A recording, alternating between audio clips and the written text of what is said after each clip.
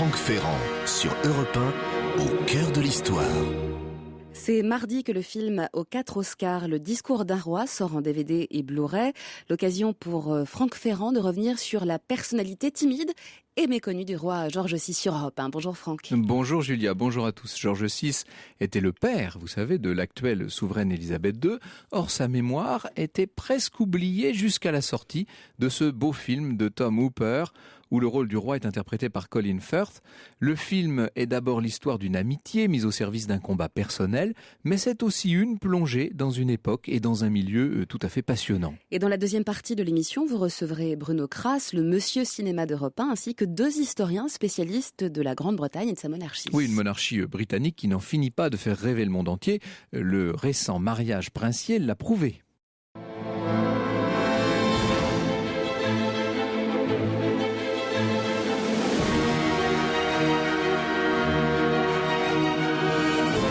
– 14h30 sur Europe 1. Au cœur de l'histoire, Franck Ferrand.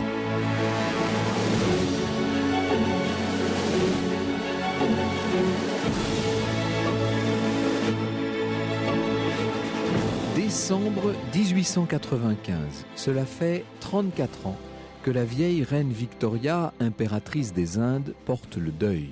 On ne la voit jamais qu'habillée en noir, disparaissant sous des coiffes de dentelle censées manifester au monde entier l'inconsolable chagrin où l'a plongée, le 14 décembre 1861, la mort de son cher époux, le prince Albert de Saxe-Cobourg. Or voilà que, justement, le jour anniversaire de cette disparition tragique, le 14 décembre donc, un télégramme de son petit-fils, le prince George, duc d'York, lui annonce, sur la pointe des pieds, très prudemment, lui annonce un heureux événement, la naissance du 2e garçon de George et Mary. Victoria note dans son journal ce soir-là: « J'ai reçu le télégramme de Georgie.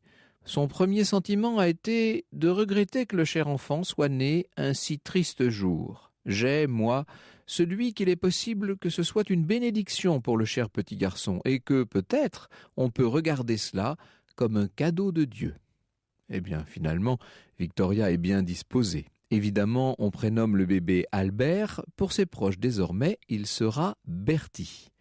La première année de Bertie dans ce monde est en vérité très difficile. Sa nurse, Mrs. Green, qui aime passionnément son frère aîné David, considère en quelque sorte cet enfant comme une charge inutile.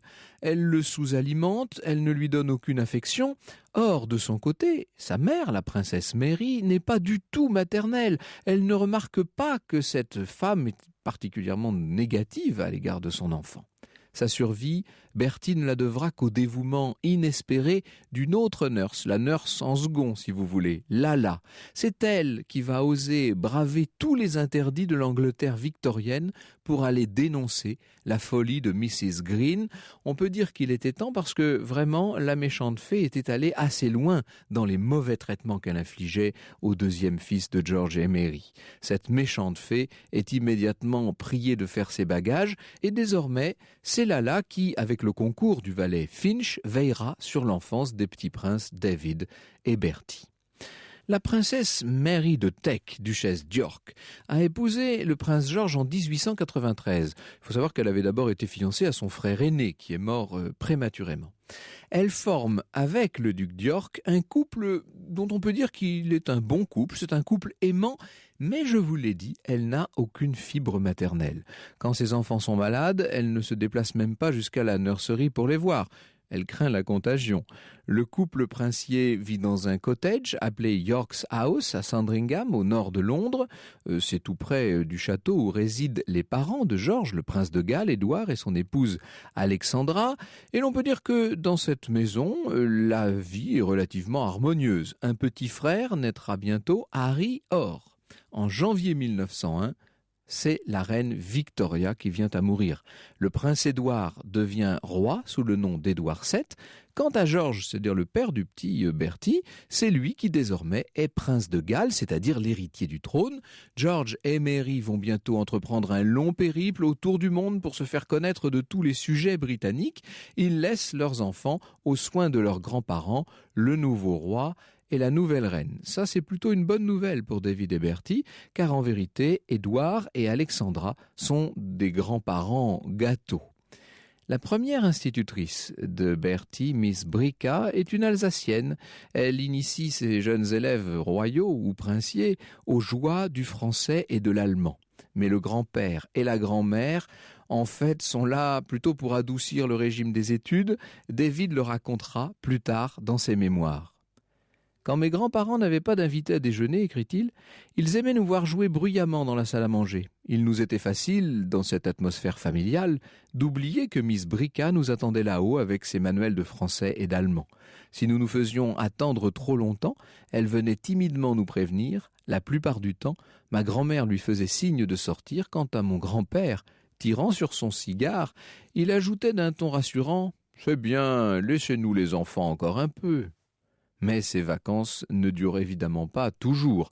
George et Mary finissent par rentrer de voyage et la vie des petits princes reprend son cours assez maussade. David et Bertie quittent la nurserie, ils sont confiés à Finch seul et à un précepteur, Mr. Ansel. Les deux enfants n'ont du reste pas réagi de la même manière à ce régime un peu sévère d'études, de vie très routinière.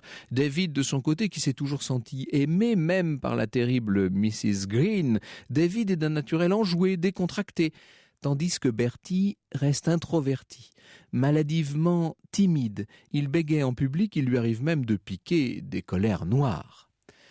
Le malheureux Bertie est gaucher, eh bien, on l'oblige à écrire de la main droite. Il bégaye, on se moque de lui. Ses jambes sont un peu déformées, on l'équipe d'une paire d'attelles des plus barbares.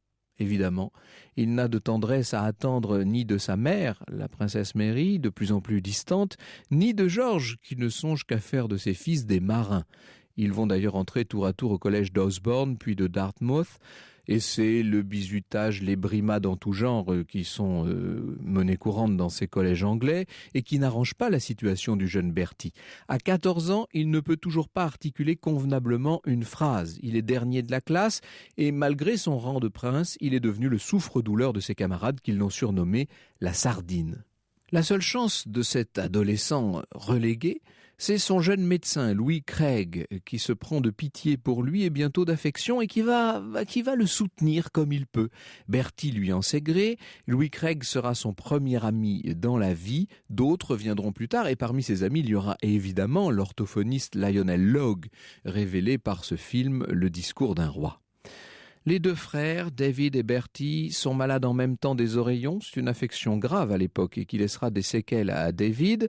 Et puis ensuite, ils rentrent à Dartmouth et c'est au moment même où ils font leur rentrée au collège que meurt le roi Édouard VII. On est en 1910. C'est donc maintenant leur père, George, qui va régner sous le nom de George V. Du coup, David devient le prince de Galles et à ce moment, Bertie, qui à sa naissance n'était que 4e dans l'ordre de succession au trône, est déjà devenu le 2e. Cette nouvelle situation ne change pas son quotidien. Son père, je vous l'ai dit, veut en faire un marin. Il effectue des manœuvres en Méditerranée au milieu d'un groupe d'élèves officiers où les moqueries de l'adolescence font place à de la gêne, car le prince continue de manifester des troubles croissants, notamment dans son élocution. Pour limiter le protocole, à bord, on l'appelle Mr. Johnson. Pauvre Bertie, il a beau avoir un mal de mer insurmontable et bien des difficultés, il ne se plaint jamais. Il serre les dents. Il s'efforce à toujours sourire, et l'on dit sur le navire que le jeune prince n'ouvre la bouche que pour manger. Il a 19 ans quand survient la guerre, mais quelques jours après le début des combats, Bertie est terrassé par une crise d'appendicite aiguë. On le débarque en Écosse avant de l'envoyer à York's House pour sa convalescence, et là il retrouve sa chère grand-mère, Alexandra, la seule toujours à avoir été tendre avec lui. Il doit assister à ce moment-là à la lente agonie de son tout jeune frère John qui mourra finalement plus tard en janvier 1919. Bertie est encore trop fragile pour reprendre le combat. Il est d'abord affecté à l'amirauté de Londres et ça, le roi George V l'accepte difficilement. Ça pousse le jeune prince à reprendre du service actif. En mai 1915, il prend part à un combat naval au Danemark, au large du Jutland. On a envie de dire ouf, l'honneur des Hanovre est sauf. Je dis les Hanovre, en fait, depuis quelque temps, ils se sont rebaptisés Windsor. Franck Ferrand sur Europe 1. Introverti, embarrassé, le jeune Bertie souffre par ailleurs d'une très mauvaise santé. Il est bientôt opéré d'un ulcère qui heureusement a été diagnostiqué par son ami Louis Craig. Et c'est du reste cet ami médecin qui le pousse à se faire muter dans l'aviation. Une aviation qui en est à ses tout débuts. Commencent pour lui des mois heureux sur la base de Cranwell où il partage le cottage du ménage Craig. Il passera son brevet de pilote après l'armistice en juillet 19. L'année suivante, après encore une année à l'université de Cambridge, je vous fais tout ça évidemment en résumé, Bertie reçoit du roi le titre de duc d'York. Il dispose désormais d'un écuyer attaché à sa personne, le jeune James Stuart, qui essaie tant bien que mal de l'amuser et, si j'ose dire, de le dessaler. C'est ce garçon de bonne famille qui va présenter au jeune prince sa voisine en Écosse, une certaine Elizabeth Bowes-Lyon. Le premier amour de Bertie, en vérité, c'était la fille de Lord Baring, Hélène. Mais le roi s'est opposé à leur fiançailles. Or, quand il rencontre la petite Lady Bowes-Lyon, celle-ci sourit plutôt au bel écuyer qu'au jeune prince. Mais Elisabeth connaît la réputation de coureur de jupons de James Stuart et parallèlement, on peut dire qu'elle est touchée par la gaucherie, par la timidité du prince. Bertie, de son côté, est tombé carrément amoureux. Il demande sa main, en vain. Elisabeth apprécie Bertie, bien sûr, mais elle ne veut à aucun prix entrer dans la famille royale. Du reste, il n'est pas dans la tradition que les princes du sang épousent des sujettes britanniques. Seulement, il faut faire la part des circonstances. La guerre vient de se finir et il y a toujours un grand anti-germanisme en Angleterre qui rend difficile les alliances continentales. Les princesses catholiques sont à proscrire, les Russes ont été décimés. Bref, surmontant ces réticences, la reine Mary s'annonce elle-même au château de Glamis, qui est la résidence écossaise des Bowes-Lyon. Elle veut juger de la jeune Elisabeth, elle veut la voir et comprendre à qui elle a affaire. Or, cette jeune fille lui plaît. Elle a l'air de posséder à peu près toutes les qualités requises pour la fonction et dès lors, on va voir le jeune Bertie encouragé à repartir à l'assaut. Pour la deuxième fois, il fait sa demande et pour la deuxième fois, il est éconduit. Il faudra encore 18 mois au jeune prince, soutenu par la reine, sa mère, mais aussi par la mère d'Élisabeth. Il va lui falloir encore 18 mois pour attendrir et convaincre cette jeune fille indépendante, un peu ombrageuse, de lui céder. Et finalement, elle accepte quand même de l'épouser, touchée sans doute par la pureté de cœur de ce prince malheureux dans l'âme, mais toujours digne. Il faut savoir qu'au moment où elle accepte, le roi George V a eu ce mot qui n'est pas très gentil pour son fils, un mot à double entente. Il a dit « Je trouve que Bertie a bien de la chance ». Le mariage a finalement lieu le 26 avril 1923 en l'abbaye de Westminster. C'est une cérémonie relativement simple puisque le prince Albert n'est pas directement l'héritier du trône. D'emblée, la jeune mariée fait très forte impression par sa simplicité, par son caractère, par ce sourire naturel qu'elle arbore en permanence, ce sourire toujours très franc. Elle a l'air heureuse, Élisabeth. Quant au jeune marié, alors lui c'est bien simple, on ne l'avait jamais vu à ce point transporté d'allégresse. Son bonheur fait plaisir à voir. L'après-midi, le nouveau couple York quitte Buckingham dans un landau. Il reçoit une pluie de pétales de roses et s'en va vivre sa lune de miel dans le Surrey, puis en Écosse chez la mariée. Il faut vous dire que les jeunes mariés bénéficient maintenant de leur propre maison. Ils s'installent à White Lodge et dès la première année de leur mariage, ils effectuent un voyage très remarqué à Belgrade où les retient une grande amitié avec Paul et Olga de Yougoslavie. La presse s'en donne à cœur joie, on les photographie sous toutes les coutures et bientôt c'est l'Europe entière qui s'entiche de la nouvelle princesse, de son sourire, de ses retards légendaires aussi. il n'en faut pas moins pour faire un peu oublier le handicap du prince. Et là, nous y voilà. En effet, en public, le prince est affligé d'un effroyable bégaiement, comme lors de ce discours au stade de Wembley pour l'inauguration de l'exposition de l'Empire britannique, qui se révèle une véritable catastrophe. Vous l'avez compris, et c'est le thème même du film, ce bégaiement est un problème terrible. Et ce problème, c'est Élisabeth elle-même qui va le prendre à bras le corps. Avec l'aide du désormais fameux Lionel Logue, elle va parvenir sinon à libérer son mari du bégaiement, du moins à rendre son défaut d'élocution moins choquant. Le film de Tom Hooper s'attarde avec bonheur sur la liberté d'esprit de la princesse, sur sa capacité à établir un lien entre cette famille royale affreusement coupée de tout et la société britannique du XXe siècle. On ne dira jamais assez tout ce que Bertie, avant même qu'il ne devienne roi d'Angleterre, tout ce qu'il doit à son épouse.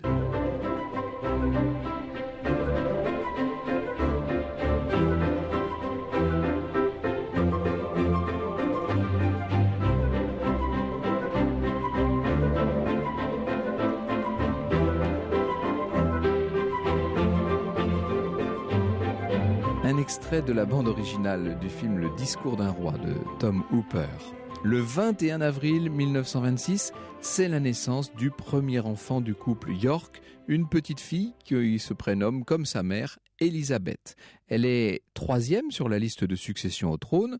En attendant, pense-t-on alors, la naissance d'un enfant du prince de Galles, ou même d'un petit frère qui automatiquement aurait sur elle la préséance. Eh bien en fait, ni l'un ni l'autre ne verront le jour, et c'est cette petite fille-là qui deviendra elle-même reine d'Angleterre, sous le nom bien sûr d'Élisabeth II.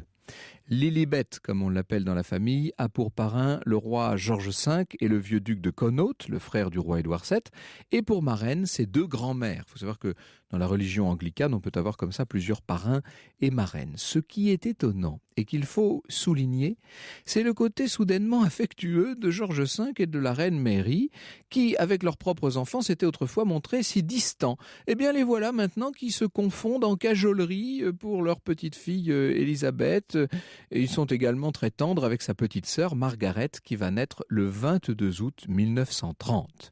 On peut dire que les York sont heureux. Ils disposent d'un très beau cottage, Royal Lodge, dans le parc de Windsor. Or, le vieux roi, George V, est de plus en plus conscient des insuffisances de son fils aîné, David. Et il a tendance à reporter ses espoirs dynastiques sur le fidèle Bertie. C'est vrai qu'il bégaye, mais c'est un si gentil garçon. En 1935, pour le jubilé de George et Mary, qui célèbrent leurs 25 ans de règne, une foule immense se presse le long des avenues de Londres. La cérémonie religieuse tout à fait grandiose a lieu dans la cathédrale Saint-Paul, mais ce sont là les derniers feux du règne. Le vieux roi est bientôt atteint d'une mauvaise bronchite. On le voit péricliter à vue d'œil. Les frasques de David avec celle que l'on appelle son américaine le désolent jusque dans son agonie et on l'entend murmurer, ce qui fait figure d'incroyable testament. Je cite le roi George V. « Je prie Dieu pour que mon fils aîné n'ait ni femme ni enfant et que rien ne se mette entre Bertie et Lilibet et le trône. » 20 janvier 1936, George V quitte ce monde. La couronne échoue sur le front de David, qui régnera sous le nom d'Édouard VIII. Oh, c'est une année difficile, c'est une année de crise qui s'ouvre pour la monarchie britannique, l'une des pires, assurément, de toute son histoire. Jusqu'à 14h30 sur Europe 1. Plongez au cœur de l'histoire avec Franck Ferrand. Alors je ne vais pas vous refaire ici l'histoire assez peu édifiante du reste du très court règne d'Édouard VIII. Le nouveau roi tient à épouser Wallis Simpson, cette américaine divorcée. Il l'impose dans des réceptions privées qui supplantent de plus en plus les obligations officielles et royales. Wallis est ostensiblement d'un autre monde. Elle méprise le frère du roi, Bertie, qui désormais au passage est devenu l'héritier du trône. Et elle surnomme son épouse Cookie. Il est vrai qu'Élisabeth est un peu enveloppée et qu'elle arbore délibérément un look de mère de famille. Vous connaissez la froideur des rapports entre le nouveau roi et le gouvernement, un gouvernement qui s'effraie notamment, et à juste titre, des accointances du souverain avec le fascisme et le nazisme.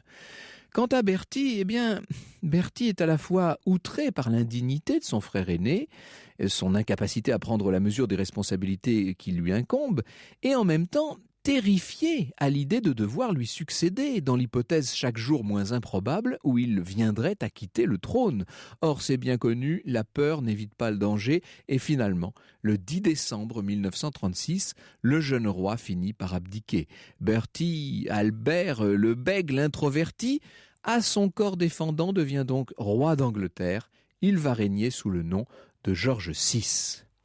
Alors j'ai sous les yeux un ouvrage que les éditions Plomb viennent de publier, c'est co-signé par Peter Conradi et Mark Logue et intitulé comme le film « Le discours d'un roi ». Mark Logue n'est autre que le petit-fils de l'orthophoniste Lionel Logue, ce roturier australien et autodidacte qui devait aider un prince introverti à devenir un des plus grands rois de l'histoire récente de l'Angleterre. Ce livre est intéressant parce qu'il nous permet de mesurer à quel point le rôle de Lionel Logue a modifié la perception que les Anglais ont pu avoir de leur propre souverain. Les cérémonies du sacre de George VI ont lieu à la date prévue initialement pour celui d'Édouard VIII, c'est-à-dire le 12 mai 1937. Ça a été le triomphe de la radio à une époque où la télé n'existait pas. Les reporters notent du reste la présence de la reine douairière, la reine Mary. C'est la première fois dans l'histoire d'Angleterre qu'une ancienne reine assiste au couronnement du nouveau souverain. Elle est couverte de grosses perles aux côtés de sa fille et de ses deux petites filles, Elisabeth et Margaret, qui elles portent des petites couronnes d'or. La famille va pouvoir s'installer à Buckingham et multiplier les reportages dans la presse. Les journalistes sont particulièrement friands des facéties de Margaret, qui est une petite fille très espiègle. Il faut que je vous précise qu'au même moment, le duc de Windsor, lui, s'est marié à titre privé en France, au château de Candé, et que très peu de temps après, il est allé rendre une très regrettable visite à Hitler. C'est avec la mobilisation générale de septembre 1939 que le rôle de la nouvelle famille royale va devenir crucial, et c'est le moment fort du film évidemment.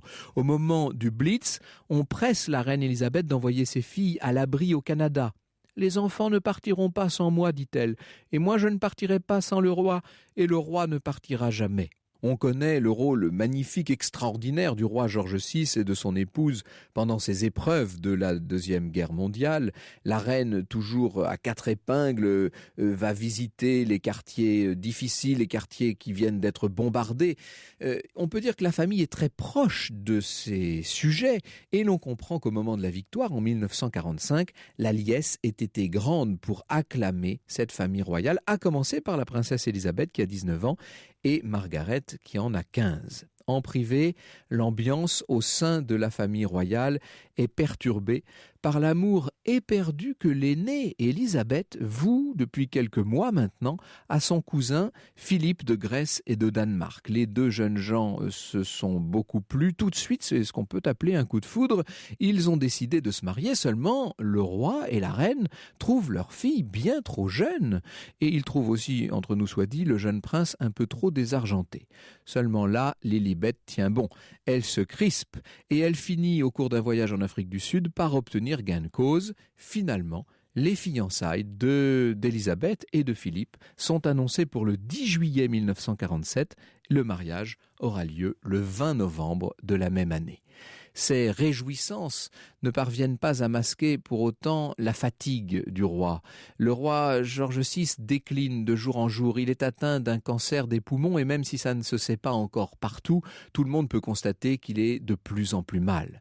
Au moment de la naissance de son premier petit-fils, Charles, le 14 novembre 1948, le roi George VI est même alité et début 52, il est tellement mal, il a tellement de difficultés à suivre les cérémonies officielles qu'Élisabeth et Philippe vont devoir, au pied levé, au dernier moment, le remplacer dans un grand voyage qu'il avait prévu d'effectuer à travers tout le Commonwealth, jusqu'en Afrique et même jusqu'en Australie. Or, C'est pendant ce grand voyage que le 6 février, la princesse Élisabeth apprend la mort de son père. Cette jeune fille, toujours très discrète, qui s'est toujours montrée parfaitement digne de sa fonction, avait été bien sûr préparée à succéder à George VI, mais les choses se font beaucoup plus vite, de façon plus précipitée que ce qu'on aurait pu imaginer. La jeune femme vient tout juste de se marier, elle est encore une toute jeune fille, enfin toute jeune femme, et voilà qu'elle est devenue, elle est propulsée par la mort de son père sur le trône d'Angleterre. C'est une princesse qui est partie pour ce grand voyage à travers le Commonwealth, et quand elle rentre, elle est Sa Gracieuse Majesté, la reine Élisabeth II. Elle n'est même plus libre de pleurer à sa guise. Les objectifs des photographes sont constamment braqués sur elle. Elle va devoir désormais incarner ce qui, à l'époque encore, et bien que l'Inde vient d'acquérir son indépendance, ce qui est encore l'Empire britannique. À 56 ans donc, le cher Bertie, le roi bègue au cœur pur, vient d'être emporté bien prématurément. Rien ne l'avait prédisposé à régner, et pendant toute l'époque où il n'était que le duc d'York, il avait fait, sinon tout à fait la honte de sa famille, du moins il avait suscité une certaine gêne dans les milieux de la cour d'Angleterre. On trouvait qu'il n'était pas très représentatif en public, et l'on avait constamment peur qu'il ait à prendre la parole et à manifester justement cette difficulté à s'exprimer. Eh bien en fait, grâce à Lionel Logue, grâce à l'amour de sa femme Elisabeth et de ses enfants, mais d'une façon plus générale, grâce à la force de caractère qui, au fond de lui, faisait de cet homme un personnage de grande trempe, on peut dire que Bertie, on peut dire qu'Albert, qui a régné sous ce nom de George VI, aura été un grand roi. C'est certes un règne court qui s'achève, un règne qui a duré en tout moins de 20 ans, mais c'est un règne fondateur pour l'histoire contemporaine du Royaume-Uni.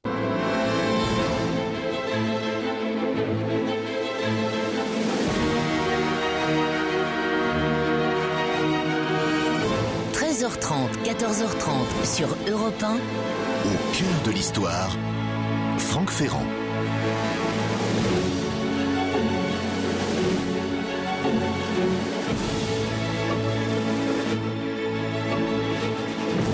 Le discours d'un roi, ou quand un film tire de l'ombre la figure oubliée d'un roi d'Angleterre. Avec ses invités, Franck Ferrand revient présent sur le règne, la personnalité, l'influence du roi George VI. George VI, fils de roi, évidemment frère de roi, père de reine, et qui a été lui-même, bien entendu, souverain. Nous allons évoquer la personnalité attachante du père de l'actuelle souveraine Élisabeth II et tenter de cerner sa place dans l'histoire contemporaine. Et nous allons le faire en très bonne compagnie, n'est-ce pas Julia? Je constate que vous avez invité les meilleurs comme toujours. Oui, comme toujours. Chantal de Batz, qui est journaliste et biographe de George VI. Bernard Cotteret est l'auteur d'une histoire de l'Angleterre qui fait référence. Quant à Bruno Crass, on ne le présente pas aux auditeurs d'Europe 1. Bruno Crass est notre critique cinéma maison, et c'est avec lui que j'aimerais commencer d'aborder finalement ce film, Le discours d'un roi, qui a été un succès incroyable. Je pense que très peu de gens auraient misé sur un tel succès aux Oscars, aux Golden Globes, et tout simplement dans le public, car ça a été un énorme succès commercial aussi. C'était un très bon succès commercial dans le monde entier, puisque le film est à plus de 200 millions de dollars. C'est ce que fait un James Bond. Donc, on n'attendait pas pour un film qui est un film d'auteur, finalement. On reste dans le même univers en même temps. On reste dans le même univers, c'est vrai. Univers british. Bon. Mais oui, ça a été très étonnant parce que, évidemment, sur le papier, le film paraît une gageure. Parce que on se dit, l'histoire d'un orthophoniste qui essaie de soigner le handicap d'un roi, tout ça pendant quasiment 2 heures, non. A priori, ça n'est pas cinématographique. Ce qui veut dire que ce film est d'abord une histoire d'amitié. Ça, je pense que c'est ce qui a d'ailleurs en grande partie occasionné ce succès. C'est vrai, le grand talent de Tom Hooper, et c'est le talent d'un bon metteur en scène, c'est que pour faire du cinéma, il faut, et ça c'est une grille de lecture qui est radicale et imparable, avoir un point de vue. Voilà. Or, il part d'une petite histoire qui, traitée par quelqu'un d'autre, aurait pu être banale ou même ennuyeuse, et il en fait une histoire totalement universelle sur le courage, sur la volonté, sur le dépassement de soi, de sa propre faiblesse, sur la tolérance, ouverture d'esprit, parce que il y a aussi l'effort de ce roi qui va aller vers ce roturier qui lui demande quasiment de mettre un genou en terre. Australien qui plus est. Australien en plus, qui lui demande de mettre un genou en terre, qui, comme font les bons psychologues, entre guillemets, le recadre et pose le cadre. Pas question que ce soit dans le palais, c'est chez moi, et si vous n'êtes pas content, majesté ou pas, Bertie comme il l'appelle, c'est le même prix. Et finalement, c'est une leçon, il y a aussi de l'amour, il y a aussi de l'amitié, il y a des conflits dans le film, donc c'est un film universel. Et puis il y a la radio, ce qui pour nous est très important. On a l'impression que la radio est la toile de fond. Tout ce défi n'aurait pas pu exister 10 ans plus tôt, parce que la radio n'était pas encore généralisée, ni 10 ans plus tard, parce que le relais de la télévision étant là, évidemment, la radio prenait moins d'importance. Il y a eu cette période étonnante, on va dire que ce sont les années 30, où la radio est le média dominant, et où les hommes de pouvoir sont obligés de faire avec. Et l'on voit peu à peu Lionel Locke, donc cet orthophoniste, aider le roi d'Angleterre, aider George VI à apprivoiser ce nouveau média. Oui, et puis pour tout journaliste ou tout animateur, on sait que le direct est difficile. Oui. Or justement, vous parlez d'une période précise où il n'y avait pas de montage, il fallait être en direct ou pas du tout. Alors la licence poétique, mais là les historiens corrigeront les quelques libertés qu'a pris Tom Hooper, c'est que tout est regroupé sur quelques mois et on a en effet l'impression d'un roi bègue qui débarque chez un orthophoniste après avoir essayé d'autres thérapies qui n'ont pas marché, et qu'en quelques mois, il va s'affronter, puis comprendre le travail qu'il est en train de faire. Il y a une échéance puisqu'il doit prononcer un discours, et presque à l'arraché, il va se préparer, articuler et réussir à faire ce discours. Tout ça, c'est la licence poétique, parce qu'on a l'impression que tout est fait en 6 mois, oui, alors que j'imagine, mais je ne suis pas historien. On a télescopé des périodes, voilà, ça c'est vrai. Ouais. Mais ça, c'est ça le cinéma. Je pense que si Tom Hooper avait voulu être trop réaliste, ou si c'était un documentaire, ça aurait pas fait le film que c'est. Et puis un film qui il y a plaît quelque chose à tout le monde. d'onirique dans tout ça, évidemment, on rapproche des périodes qui, dans les faits, sont parfois espacées de 10 et même 11 ans. Et là, on a l'impression qu'effectivement, tout se passe en 3 semaines quasiment. Hein. Oui, puis alors, il y a quelque chose d'original aussi, c'est que si je me fie à ma mémoire, il y a rarement eu un film qui montre un bégaiement de manière aussi dramatique. Jusqu'ici, le bégaiement était un élément comique au cinéma. Et c'est la première fois qu'on voit un bègue dont on ne se moque pas, et ça devient presque une tragédie. C'est une très grande empathie, et qui passe notamment par le personnage de la reine Elisabeth, enfin celle qui va devenir la reine Elisabeth, qui est la duchesse d'York pendant les 2 tiers du film, qui donc est l'épouse de Bertie, du prince Albert, qui deviendra le roi George VI, donc le père de l'actuelle Elisabeth II. Chantal de Batz, on peut dire que ces deux-là étaient inséparables. D'ailleurs, vous-même, vous avez écrit une biographie croisée des deux. Ce n'est pas le roi George VI d'un côté, la reine Elisabeth de l'autre. Celle qu'on appelle la reine Elisabeth, c'est donc notre Queen Mum, c'est la reine mère. C'est en fait le couple des deux, très inséparable, très unis. Oui, ils se sont beaucoup aimés. Elle a hésité avant de l'épouser parce que... Oui, elle ne voulait pas entrer dans le système de la cour. Elle était habituée à être très libre. Elle a eu une enfance merveilleuse, contrairement à lui. Et le jour où elle a décidé donc de l'épouser, elle s'est vraiment consacrée à lui et à ses filles d'une façon extraordinaire. Elle avait un caractère très fort. Elle était très équilibrée. C'est elle, l'homme du ménage, en quelque sorte. Elle est très, très, très équilibrée. Et puis elle est toujours aimable, toujours souriante, mais très autoritaire. Quand elle voulait quelque chose, elle l'obtenait. Mais toujours avec charme, elle savait très très bien faire, et elle l'a beaucoup aidé. C'est elle qui a commencé à l'aider avec ce problème de parole en public. Elle l'a toujours suivi parallèlement, elle s'est toujours, et elle suivait certainement attentivement tous les jours le travail de récupération qui avait lieu, et ça s'est arrangé comme vous disiez, pas en 6 mois. Il y a encore des traces où elle faisait répéter ses discours. Le grand voyage qu'ils ont fait en Afrique en 48, en 47-48, oui, sur le bateau, elle lui a quand même fait répéter les discours, mais ça a marché. Nous reprenons cet aller-retour entre la réalité et la fiction, entre le film et l'histoire, dans un instant. Jusqu'à 14h30 sur Europe 1. Plongez au cœur de l'histoire avec Franck Ferrand. On s'intéresse aujourd'hui sur Europe 1 au parcours, à l'influence du roi Georges VI. Et Franck, vos invités pour en parler sont l'historien Bernard Cotterêts, la journaliste Chantal Debatz et le critique cinéma d'Europe 1 Bruno Kras. Bruno Kras qui donc a vu et revu ce film, nous l'avons tous vu plusieurs fois au gré des présentations diverses. D'ailleurs on le voit toujours avec grand plaisir, faut dire. C'est un film qui se revoit avec plaisir, absolument. C'est plutôt bon signe ça. Et dans ce film, j'ai envie de dire pour une fois, on a l'impression que l'histoire passe au second plan par rapport au scénario central. Comme si l'auteur, Tom Hooper, avait voulu raconter d'abord une histoire d'amour, une histoire d'amitié, une histoire personnelle en fait. C'est la personne du roi Georges VI qu'on aborde de très près. Oui, et ça tient aussi à la très grande prestation de Colin Firth, qui a eu d'ailleurs l'Oscar du meilleur rôle, du meilleur acteur pour cette composition, parce que il fait de son personnage un personnage pour lequel on ne peut avoir qu'une grande empathie. Cette espèce de bégaiement par inhibition, disent les spécialistes, fait que c'est un véritable handicap. Je crois que si le film a autant de succès en France et dans le monde, c'est que beaucoup de gens qui souffrent d'un handicap, ça peut être un handicap grave ou simplement une angoisse personnelle, se retrouvent dans le personnage. C'est une histoire sur les faiblesses, sur ce qui peut nous empêcher d'avancer dans la vie, d'accomplir ce qu'on doit accomplir. Et d'ailleurs, Lionel Logg fait office aussi bien d'orthophoniste que de psychothérapeute et même de psychanalyste. On remarque que le roi lui confie beaucoup de choses sur son enfance et sur sa petite enfance, et on expliquera ici, j'imagine, qu'il a pas mal souffert, voilà, et que bizarrement... Chantal Debatz, d'où venait cette espèce de difficulté à communiquer avec autrui? Il avait eu des parents difficiles, il faut dire. Hein. Il a eu des parents difficiles. Il faut préciser qui ils sont, ces parents. Le roi Georges V et la reine Mary étaient des gens qui n'étaient pas méchants, contrairement à ce qu'on pourrait croire, mais ils appartenaient pour le roi à une époque où les hommes ne s'occupaient pas des enfants, c'était absolument évident. Ils s'occupaient de ses collections de timbres. Et ils jouaient au polo et ils chassaient. Voilà. Ça l'intéressait beaucoup. Il attendait que les enfants grandissent pour s'en occuper. Et la reine Mary, chose très curieuse, elle aimait ses enfants, mais elle avait une sorte de répulsion pour les bébés. Elle ne s'en occupait absolument pas, elle n'y touchait pas, elle n'arrivait même pas à les prendre dans ses bras. Elle n'a jamais manifesté de tendresse à ses enfants alors qu'elle les aimait. Comme l'avait fait la reine Victoria avant elle, du reste. Hein, il y avait une partie de tradition et une partie de caractère. La reine Mary était quand même, cette froideur était quand même terrible, alors que plus tard, elle a été une grand-mère absolument adorable et merveilleuse. Est-ce qu'on peut dire, Bernard Cotterêts, du point de vue de l'histoire de la Grande-Bretagne, que le règne de Georges VI, c'est que cette époque, c'est une sorte de transition en quelque sorte. Du temps de Georges V et de la Queen Mary, si je puis dire, on est encore dans l'ancien empire britannique, on est encore à l'ancienne mode.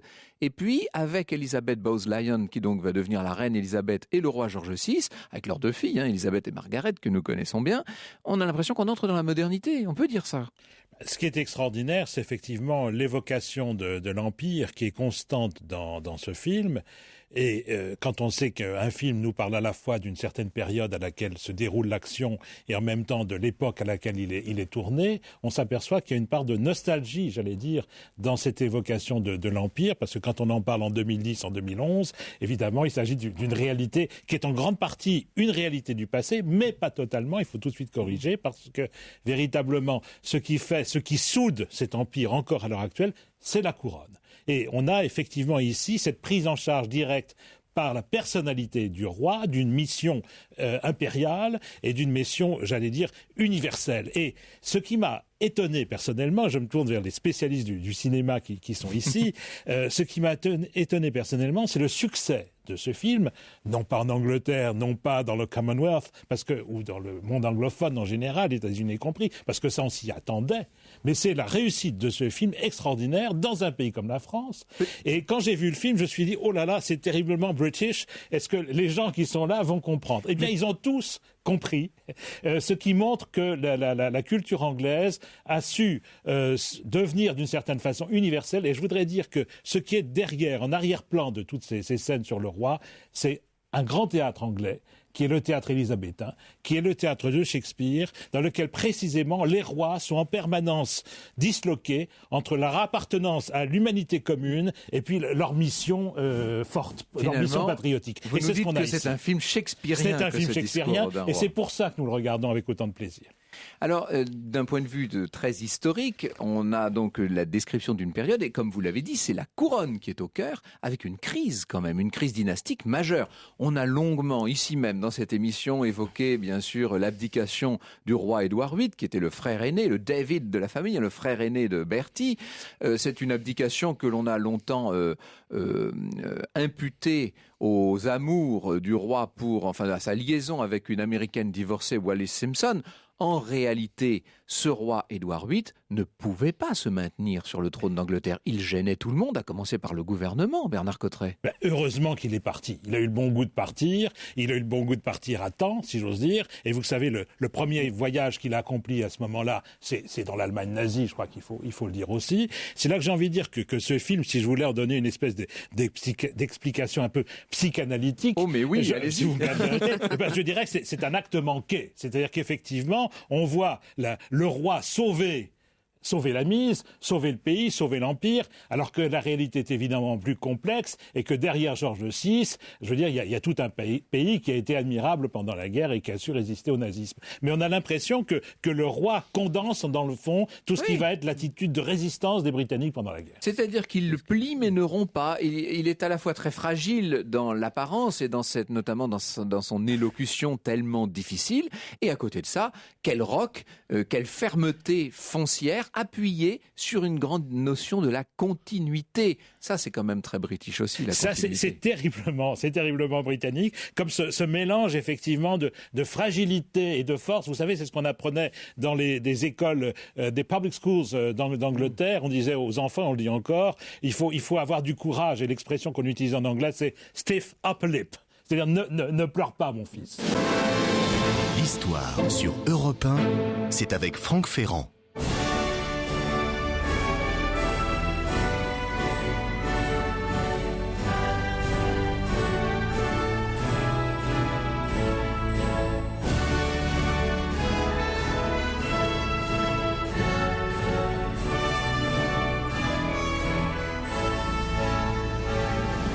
Un extrait de Pomp and Circumstance. J'ai essayé de mettre l'accent. Ils nous agacent les Anglais, mais on les aime bien. C'est compliqué. Édouard Elgar sur Europe 1. Quelle classe tout ça. Et d'ailleurs, quand je dis quelle classe, c'est ce qu'on voit très clairement dans ce film de Tom Hooper. Cette famille, ce noyau-là, ce noyau familial. Le père, Albert, Bertie, la mère, Elisabeth, et les deux petites filles, Elisabeth et Margaret. Tout ça forme une espèce de famille dont on a l'impression qu'elle peut résister à n'importe quelle tempête, Chantal de Batz. Bien sûr, parce qu'il y a deux influences. D'abord, l'influence de la reine, d'Elisabeth, qui a eu une enfance merveilleuse. Mère, donc, la mère, celle que nous appelons la reine-mère. A eu une enfance absolument merveilleuse dans une famille où il y a eu 10 enfants, mais enfin 2 sont morts très jeunes, mais ils vivaient dans des propriétés aussi bien en Écosse que proches de Londres. Il y avait une vie extraordinaire, ils étaient très heureux, ils jardinaient, ils montaient à cheval, ils chassaient, c'était magnifique. Donc elle est arrivée, elle, à vouloir une famille comme la sienne, c'est-à-dire des gens qui s'aiment, et lui était tellement traumatisé par le fait de pas avoir eu d'affection qu'il a fait que ses filles n'aient pas peur de lui, se comportent vraiment d'une façon très tendre. Et ça fait un bloc de 4 qu'ils appelaient Nous 4. Alors justement, Bernard Cotteret, cette période de l'accession, de l'avènement de Georges VI a été vécue par cette petite famille dont nous parlons comme un véritable drame.